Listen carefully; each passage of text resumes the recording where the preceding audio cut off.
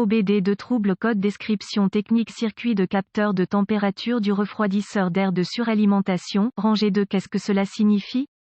Ce code de diagnostic DTC est un code de groupe motopropulseur générique, ce qui signifie qu'il s'applique aux véhicules équipés d'OBD2 qui ont un capteur de température de refroidisseur d'air de suralimentation, Chevy, Ford, Toyota, Mitsubishi, Audi, VW, etc. Bien que génériques, les étapes de réparation exactes peuvent varier selon la marque, le modèle. Un turbocompresseur est essentiellement une pompe à air utilisée pour forcer l'air dans le moteur. À l'intérieur, il y a deux sections, la turbine et le compresseur. La turbine est fixée au collecteur d'échappement, où elle est entraînée par les gaz d'échappement, le compresseur se fixe à l'entrée d'air, les deux sont reliés par un arbre, donc lorsque la turbine tourne, le compresseur tourne également, permettant à l'air d'admission d'être aspiré dans le moteur. L'air plus frais fournit une charge d'admission plus dense au moteur et donc plus de puissance. Pour cette raison, de nombreux moteurs sont équipés d'un refroidisseur d'air de suralimentation, également appelé refroidisseur intermédiaire. Les refroidisseurs d'air de suralimentation peuvent être des refroidisseurs air liquide ou RR, mais la fonction est la même, pour refroidir l'air entrant dans l'admission. Un capteur de température du refroidisseur d'air de suralimentation, CACT, est utilisé pour mesurer la température et donc la densité de l'air entrant à la sortie du refroidisseur d'air de suralimentation. Ces informations sont envoyées au module de commande du groupe motopropulseur PCM, où elles sont comparées à la température de l'air d'admission, et dans certains cas, la température du liquide de refroidissement du moteur et la température de recirculation des gaz d'échappement. Pour déterminer les performances du refroidisseur d'air de suralimentation, le PCM envoie une tension de référence, généralement 5 volts, à travers une résistance interne. Il mesure ensuite la tension pour déterminer la température du refroidisseur d'air de suralimentation. Remarque, parfois, le CACT fait partie du capteur de pression de suralimentation. Le code P00A2 est défini lorsque le PCM détecte un signal de capteur de température de refroidisseur d'air de suralimentation faible. Cela indique généralement que le circuit est en court-circuit. La banque 2 indique que le problème vient de la deuxième banque du moteur, autrement dit, la banque qui n'inclut pas le cylindre N-1. Les codes de diagnostic du circuit du capteur de température du refroidisseur d'air de charge de la banque 2 associée incluent P00A0 circuit du capteur de température du refroidisseur d'air de charge banque 2 P00A1 plage performance du circuit du capteur de température du refroidisseur d'air de charge banque 2 P00A3 circuit du capteur de température du refroidisseur d'air de charge banque élevé 2 P00A4 capteur de température du refroidisseur d'air de charge circuit intermittent, erratique code de gravité et symptômes du code. La gravité de ces codes est modérée. Les symptômes d'un code moteur P00A2 peuvent inclure témoin lumineux du moteur allumé, mauvaise performance du moteur, économie de carburant réduite, véhicule bloqué en mode esperluette cote, limp esperluette cote. La régénération du filtre à particules diesel est inhibée. Le cas échéant,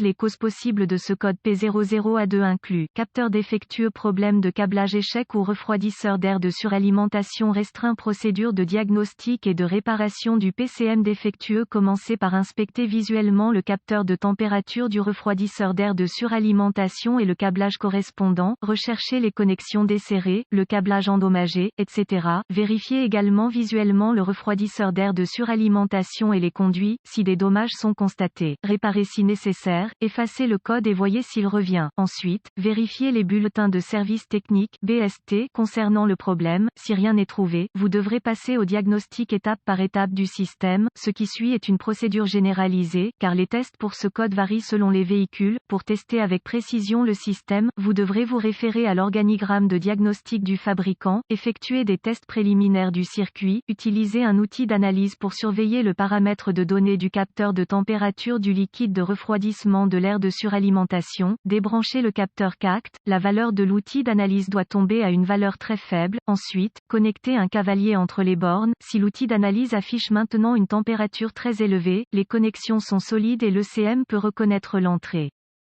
Cela signifie que le problème ressemble le plus au capteur et non à un problème de circuit ou de PCM. Tester le capteur. Débranchez le connecteur du capteur de température du refroidisseur d'air de suralimentation. Ensuite, mesurez la résistance entre les deux bornes du capteur à l'aide d'un multimètre numérique réglé en ohms. Démarrez le moteur et regardez la valeur du compteur. Les valeurs devraient diminuer en douceur à mesure que le moteur se réchauffe. Vérifiez la jauge de température du moteur sur le tableau de bord pour vous assurer que le moteur atteint la température de fonction fonctionnement, si la température du moteur augmente mais que la résistance CACT ne diminue pas, le capteur est défectueux et doit être remplacé. Vérifiez le circuit. Vérifiez le côté tension de référence du circuit. Contact mis. Utilisez un multimètre numérique réglé en volts pour vérifier une référence de 5 volts du PCM à l'une des deux bornes du capteur de température du refroidisseur d'air de suralimentation. Si aucun signal de référence n'est présent, connectez le compteur à ohm. Contact coupé entre la broche de tension de référence sur le CACT et la broche de tension de référence sur le PCM. Si le compteur lit hors limite OL, il y a un circuit ouvert entre le PCM et le capteur qui devra être localisé et réparé. Si le compteur lit une valeur numérique, il y a continuité. Si tout va bien jusqu'à ce point, vous voudrez vérifier qu'il y a 5 volts sortant du PCM à la borne de tension de référence. S'il n'y a pas de référence 5 volts du PCM, le PCM est probablement défectueux. Vérifiez le côté terre du circuit. Connectez le compteur à ohm. Contact coupé entre la borne de terre du capteur de température du refroidisseur d'air de suralimentation et la borne de terre du PCM. Si le compteur lit hors limite OL, il y a un circuit ouvert entre le PCM et le capteur qui devra être localisé et réparé. Si le compteur lit une valeur numérique, il y a continuité. Enfin, vérifiez que le PCM a une bonne mise à la terre en fixant un fil de mètre à la borne de terre du PCM et l'autre à la masse du châssis. Encore une fois, si le compteur lit hors limite OL, il y a un circuit ouvert entre le PCM et la terre qui devra être localisé et réparé.